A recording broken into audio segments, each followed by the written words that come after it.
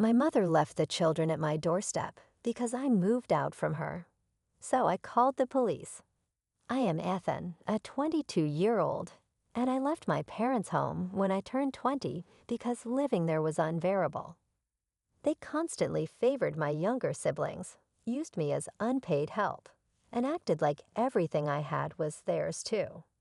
When I moved out, my father, Mark, told me not to let the door hit me on the way out and to stay gone. I rented the smallest and most affordable apartment I could find and have maintained the same full-time job for nearly 4 years. My parents, Mark and Emily, didn't even make it a month before they started calling me, begging me to return because someone else had to take care of my siblings. I declined, relishing my newfound freedom.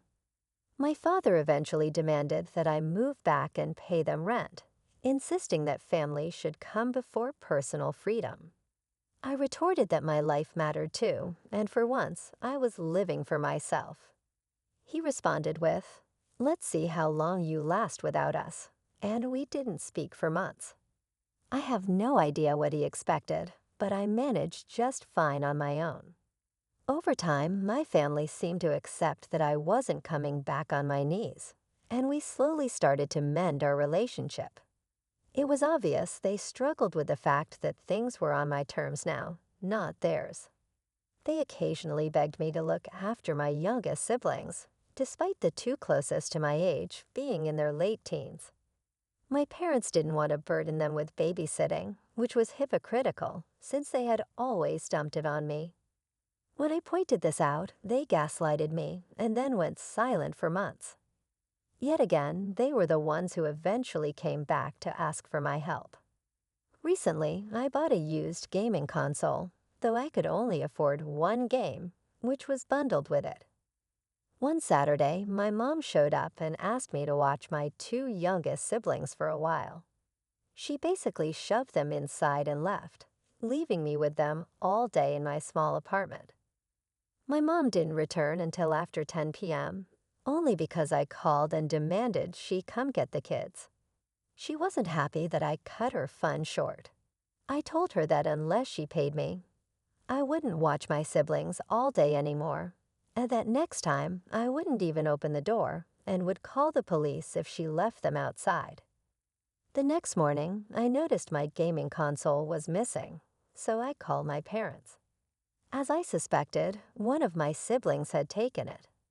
I said I was coming over to get it immediately, but my mom said it could wait because my youngest sibling was playing on it, and she didn't have the heart to take it away.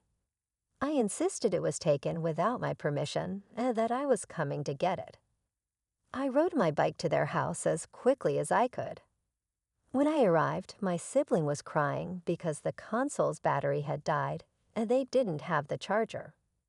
I demanded it back, but my dad took it and said I could have it back when I agreed to help out with my siblings more. I told him that if he wanted to play that game, I'd involve the police, and I wasn't bluffing. He stood his ground until I started dialing on my phone. My mom yelled, "V DJ Genja, wait DJ Chij," and quickly took the console back from my dad. He called her a traitor and demanded she return it to him instead of me, but she said it wasn't worth having the police called on them.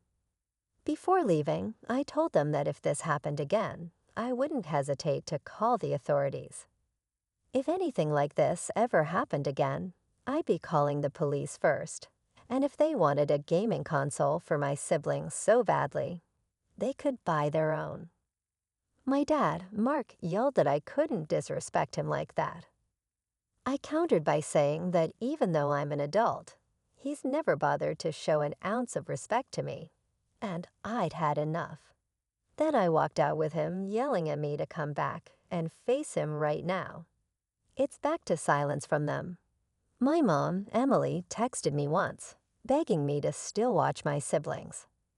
I said that if she wanted me to babysit so badly, she could pay me, and I'd only take the money in advance because I wasn't doing it for free anymore, especially after they stole from me and tried to keep me from getting my property back. They don't owe me. I'm an adult with my own place and my own life, and they can either get used to it or get lost. It's been over a week since that text conversation, and none of them have talked to me again, which is fine. They can deal with their own messes. Update: wow, I can't believe I forgot about this account for nearly a year. But I was watching Reddit videos online and randomly saw my original post. I realized I had totally forgotten to make an update, so I've come back to give one. There will be police involvement and some mild brawling towards the end. I don't know if that qualifies as a trigger warning, but I just figured I'd mention it. As some know, I previously posted about my parents refusing to give back my Nintendo Switch when one of my siblings stole it. Many commenters had a lot to say about the nonsense my parents were doing and suggested calling the police or CPS if my parents ever dumped my youngest siblings off at my door without asking again. Well, I waited and waited, but there was no contact between us for around 3 months since the last time my mom called, and I refused to watch my siblings without being paid. Then it finally happened. My parents called me out of the blue wanting me to babysit, and they acted like the prior incident with the Switch never happened. I told them I was not going to babysit unless they paid me, and it had to be on a day that I had off work. My schedule had also shifted, so I no longer had Saturdays off. I actually asked my boss for that since Saturdays were the days they asked me to babysit the most. Plus, picking up an extra shift was better for me financially. My dad got furious as usual and said that I needed to man up and help out. I pointed out that he needs to stop acting like he has control over me, and that technically I'm manning up for myself and my own life, just like he always claimed he did at my age. Yet he always worked Saturdays and put a ton of his responsibilities on me, so he could forget about it as far as I was concerned. He started yelling violently into the phone, and my mom took it away from him. I said I could only babysit on Sundays because that's my only day off, and I would only do it if they paid me $40 and included prepackaged lunches, dinners, and snacks for my siblings. I wasn't going to waste my money providing food for them. That's not my job. If they took anything from me, like when my Switch was stolen last time, I would get the police involved to get it back. I saved the receipt when I bought it and documented the serial numbers, so I'd have no problem proving to the police that it's mine.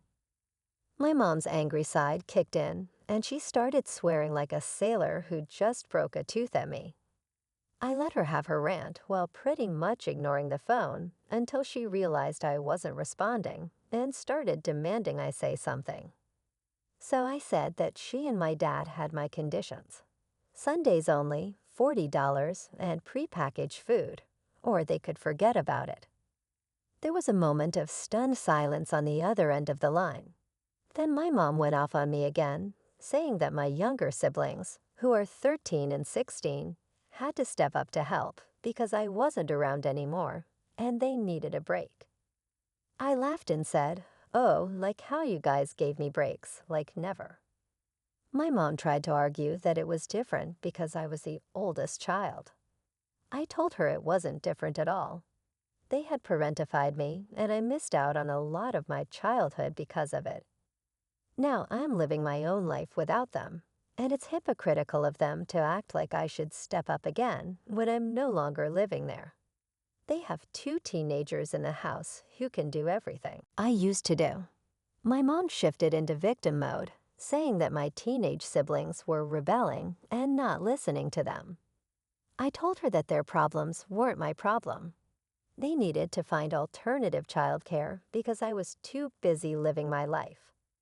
My dad got back on the phone and started yelling at me some more. I just laughed at him and said he was just blowing hot air and wasn't really saying anything. My mom took the phone back and pleaded with me one more time. I reiterated Sundays only, with prepackaged food and $50, and I wouldn't hesitate to call the police if any threats were made or any of my stuff got stolen.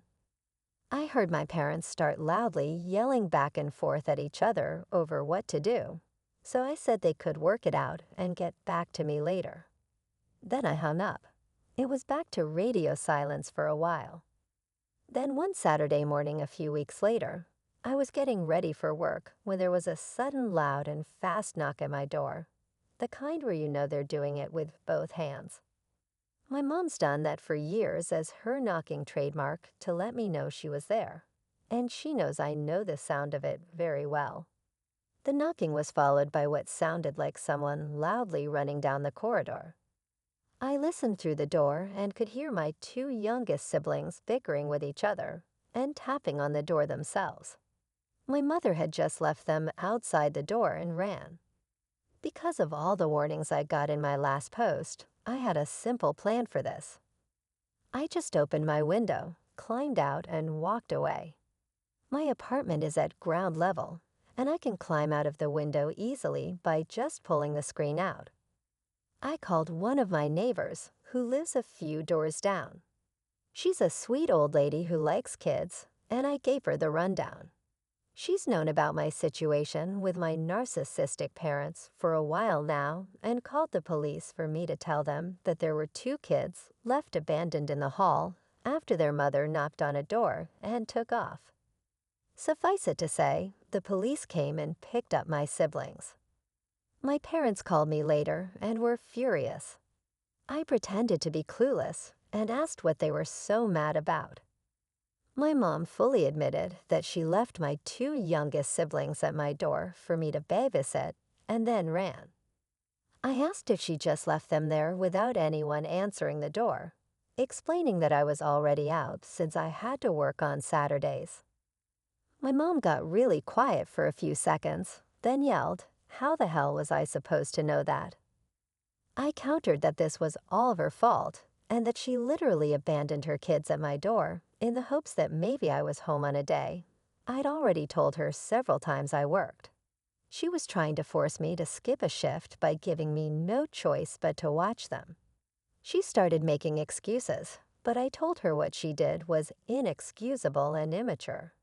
She ended up crying, and I just let that go on for a while before asking if she was done yet. She went back into angry mode and continued to yell. She yelled at me that the police were charging her with child abandonment. I said that wasn't really my fault since she left the kids in the hall. Then I mentioned I would have called the police on her as well if I were home, and she refused to come back for the kids, because I had told them before that I work Saturdays now, so I refused to be trapped into babysitting anymore. The rest of the call was more pointless bickering on her end and didn't really go anywhere. My mom somehow ended up getting off with just a slap on the wrist and a fine because she convinced the cops that she honestly thought I was home. Or so my next sibling said when he texted me. I don't know how much the fine was, but the fact that she had to pay one should make her think twice about just leaving kids at my door and running off again. My dad wasn't charged because he was at work and claimed to be unaware of her intent to leave my siblings at my door. I was told he was actually pissed at my mom for doing that. The pot and kettle situation here had me laughing so hard, but I guess I have to give credit to my old man. He'd never done what my mom did. Either way, that left my mom with a police record. That's a first strike in the eyes of the law, I think. After that, things really boiled over. On Thanksgiving, my parents invited me over, and I was fully expecting it to be some kind of trap, and it was. At dinner, my dad just sat at the table smoking a cigarette and acting like he was in charge. He had my mom sit me down and then say enough was enough, and he was ending this farce. He told me that I needed to move back home and pay rent to help with their mortgage and bills, as well as help parent my siblings because they don't have any time to themselves anymore. And the fine my mom had to pay hit their finances hard. I just said no, plain and simple, and I kept that up no matter how much he tried to order me around. He ended up getting so angry that he actually attacked me, and he's not a small man. I thankfully am not either, as I've been hitting the gym for months and learning some amateur fighting. I had my steel-toed boots on as well, so I gave him a swift kick in the balls when he came at me, then punched him hard enough in the face that he was down on the floor in an instant. He landed with quite a thud and even threw up because of the pain while clutching his groin. Then I told my parents that I had my phone recording in my pocket the whole time and I could easily prove he attacked me first. My dad told me to get out of his house and never come back, and I obliged, but not before taking a turkey leg off the platter and riding home with it to eat. Since then, only my siblings have called or texted me. They said that I'd walked out like a boss, and there are now running jokes in the house about Dad's poor balls. I spent Christmas with a friend's family and have a standing invite to come back for other holidays. Update: my mom was pregnant, and my parents blamed me for losing the baby. Well, now I know why my parents tried to force me to move back in on Thanksgiving.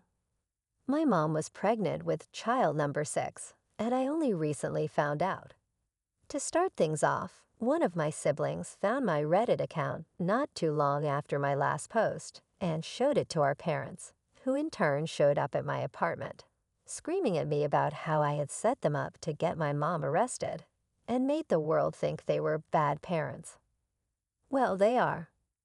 I called them out while standing in my doorway about all the stuff they've done, right down to leaving my siblings at my door on a day they knew I worked. That's bad parenting any way you look at it. It didn't really matter that I set them up, because I would have otherwise called the police on Mom anyway, which he left the kids at my door, and in the end, it would have made no difference.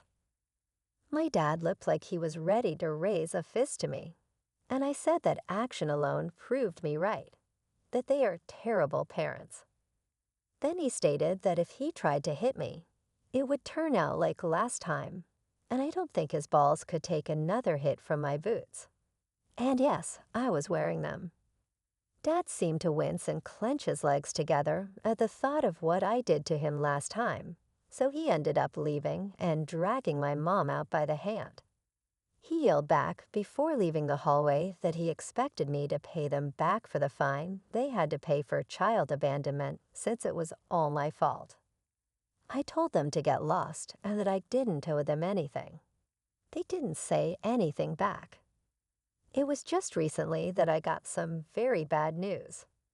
My mom had been about 7 months pregnant and lost the baby after a bad fall at home, which she slipped on wet porch steps and landed face down in gravel. Honestly, I couldn't tell she'd been pregnant at all the times I saw her prior to that.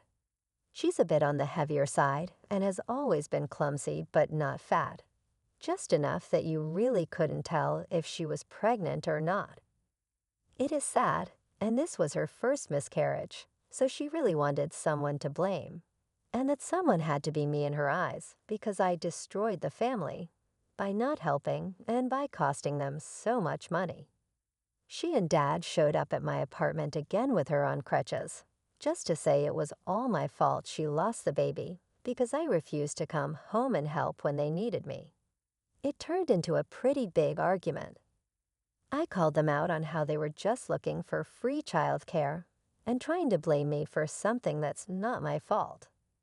It's not my fault they got pregnant again when Mom was 45 years old, and it's not my fault it happened anyway. Blame it on the rotten old porch Dad was too cheap to ever fix or replace. Well, my father laid his hands on me again when I said that, and I got a sharp right hook from him. Then I ended up kicking his ass one more time. I've never really stopped working out at the gym, and I'm even stronger than I was when I took him down last Thanksgiving. He didn't stand a chance. I blanked out in a rage and ended up breaking his nose and knocking out both of his front teeth before my mom's screaming made me stop. The police were called, and I was put in cuffs while my father had to be taken to the hospital. Thankfully, the hallways in my apartment complex have CCTV, and I had my phone camera recording in my apartment as well. I started recording when my parents knocked. The footage easily showed that my father attacked me first, and I defended myself. I'm essentially in the clear, as it was labeled self-defense. But now my parents want to sue me for my dad's medical bills and the fine they had to previously pay. Dad can't go to work for some time due to the beating I gave him. He's in a neck brace with a broken nose, a black eye, 2 lost teeth, and who knows what else. His beard also had to be shaved off, which he's very unhappy about. He was already pretty much dead to me even before this, so I guess this makes him double dead to me. What little power he ever thought he had as my father is gone. I'm physically much stronger than him, and soon I'll be starting a new job that pays way better thanks to all my hard work these past few months. Maybe with a few years of saving, I'll get a much better place to live. My eldest sibling called me to say I was their hero for beating the crap out of Dad, and that they were planning on leaving just like I did when they turned 19. But it was my next sibling after them who found my Reddit posts after hearing about them on YouTube, which led to my parents finding out, because my mom overheard them talking about it and made them show my post to her. They said she was enraged and started breaking things. My siblings have apologized for letting Mom and Dad find out and said they would have never mentioned it if they'd known Mom was listening. Both have also said that they're happy there won't be another baby. They're already having to do a lot of the child care for my parents right now, and they hate it. They'd admitted to blaming me for leaving at first, too, but they realize that when you become an adult, you deserve to take your own path. It's still up in the air whether or not my parents will actually try to sue me, but I think I can safely say that it'll be a loss for them if they do. One of my friend's uncles is a lawyer, and he said he'd represent me if my parents decided to sue. He also says they don't have much of a case since it was self-defense. To my parents who will probably read this, I only have this to say: leave me the hell alone. You don't know me or my siblings, and when the time comes for them to be able to leave at 19, I'll help them get out of your house. You both have always been selfish narcissists. It's not my fault Mom lost the baby, and it's not my fault you had such a hard time without me in the house to be your free babysitter. Consider that broken nose and lost teeth a good reason to never touch me again. And don't forget that I have only told a fraction of the crap that went on in my life thanks to you too. If I wanted to, I could post story after story of the things that happened in my childhood, but that wouldn't bring me satisfaction, so please leave me alone. Yes, I wasn't going to mention it before, but yes, my mom did have to give birth to a dead baby in the hospital. My siblings told me Mom came home with a small urn that she keeps in the bedroom, and my parents held a private funeral between themselves. They pretty much just left with the urn for a few hours and came back drunk. I've asked my siblings for more details, and my mom was in the hospital for nearly 6 days due to the injuries from her fall. Someone here questioned if she might have been pushed, and now I'm questioning that myself. The best explanation I've gotten is that Mom slipped and fell off the porch while in a hurry to leave. I've heard of people getting hurt in worse ways from seemingly minor accidents. I also looked into the cremation process and found that it typically takes 8 to 12 days to get the ashes. This means that the urn they brought home could have been empty at first. The timing of the funeral was several days after Mom got out of the hospital, and they kept the urn in the bedroom until the day of the funeral. They might have received the ashes just before or after the funeral, which could explain why they came home drunk. This situation is so confusing that questioning it further is making my brain hurt. Update. It feels strange to post again so soon. In my last post, I mentioned that my mom miscarried after a bad fall. Something didn't feel right about the information I received, so I decided the only way to get the truth was to go straight to the source. I visited my parents on Sunday. They were both home and resting, and they looked awful. My mom, aside from needing crutches to walk more than a few steps, was visibly worn out. She had a lot of marks and bandages on her face from the fall. As for my dad, just refer to his description after the beating I gave him in my last post to understand how he looked. My parents were beyond shocked when I showed up. I demanded to know if there had really been a baby or if it was just a scheme to guilt me into coming home. My dad said I had a lot of nerve showing up and letting myself in after what happened. However, my mom broke down in sobs and said she really had been pregnant. She went to the bedroom and retrieved a small, somewhat ornate urn with ashes inside. I even checked to see if the ashes looked or smelled like anything unusual, but they didn't smell like anything specific. In fact, they barely had any smell at all. I asked why they brought home the urn claiming the ashes were inside it before I checked online, and found that it typically takes 8 to 12 days to get the ashes back. Mom was in the hospital for no more than 6 days. She explained that they bought the urn online and expected to receive the baby's ashes when they went to the crematorium. They were really upset that they couldn't bring the baby home right away, so they just waited until they could get the ashes a few days later, and then went out to get drunk. Mom claimed the crematorium did things a little quicker because she begged them. There were genuine tears in her eyes. I've seen her crocodile tears many times, but this didn't look like that. I got more information about what happened and how my mom fell. She was running late to see her doctor, an OB/GYN or whatever they called them. Mom explained that she overslept while taking a nap and was trying to hurry out to make her appointment. Then she slipped on a toy while trying to get down the steps.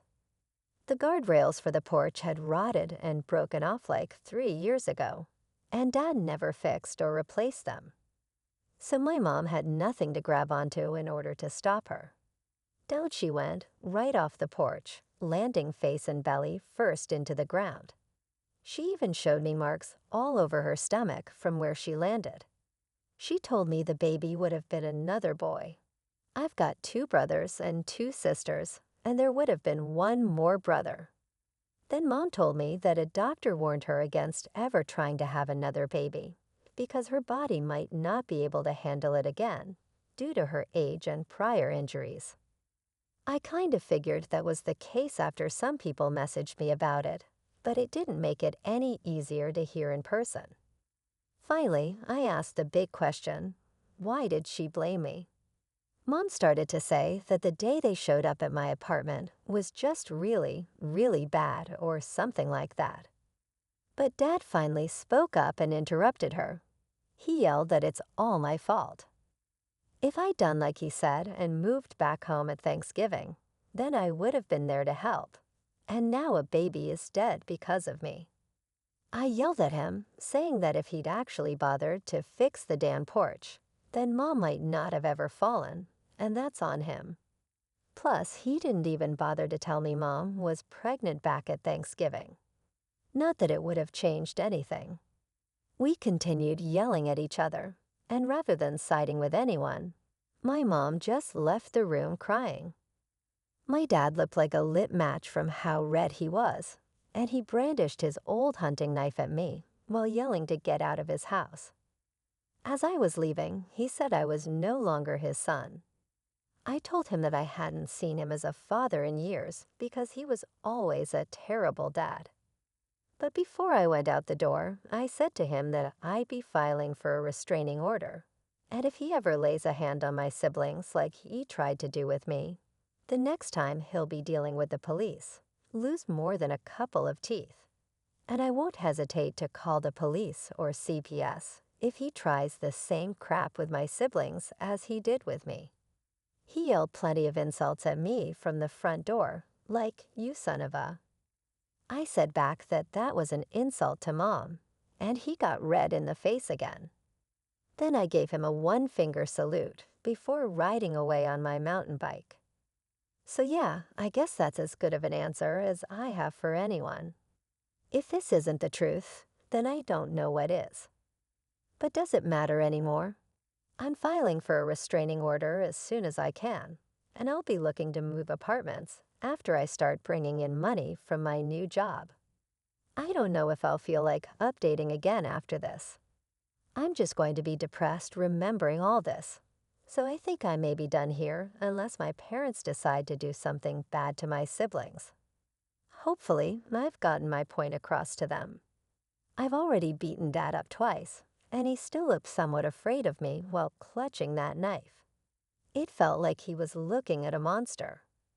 Maybe I am in his eyes, but if my being a monster to him means he never hurts my siblings, then that's fine. He'll be the monster, sir.